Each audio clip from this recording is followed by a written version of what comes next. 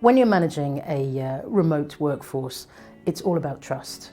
The leader has to start with trusting their workforce and their team because it's just so different. And I think when you come from that place of trust, you really notice that people step up. So that, and then combined with really honest and transparent communications, I think those two things, trust and transparency.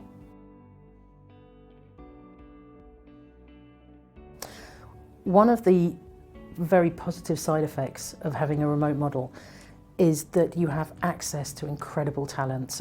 So we have people all over the world. So I'm sort of so lucky to have people who are like ex-New York agency people who live in Barcelona.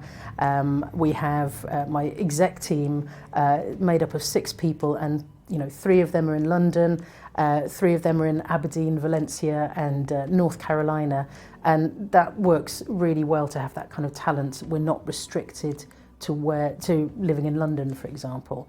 But it's also meant that we've got a great group of people at different ages, for example. I think the youngest is about 24 going up to 70.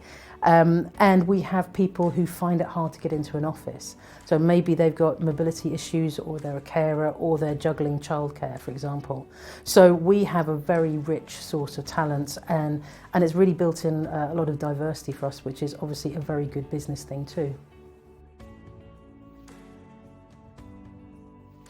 I would say that we do need to set clear objectives, and it helps everybody to know what they're doing. We rely heavily on all sorts of different tools to track what everyone is doing, but ultimately you're very aware when someone is not doing the job they're supposed to be doing. But what's great about perhaps more flexibility is they don't have to do a 9-to-5 job. They can, it's based on their output, whatever hours they do. So I've been running a remote team for 17 years now, and there are 2 things that have definitely risen for me. One is that you really have to try hard to build a great culture. And the other thing is to acknowledge that there is isolation. So when people work from home, it can be quite lonely unless you make special efforts to be very inclusive. And the way that we've sort of changed our practices is that we insist on video calls, for example. We don't let people just rely on email or Slack or whatever they're using. There has to be some really good face-to-face contact using video.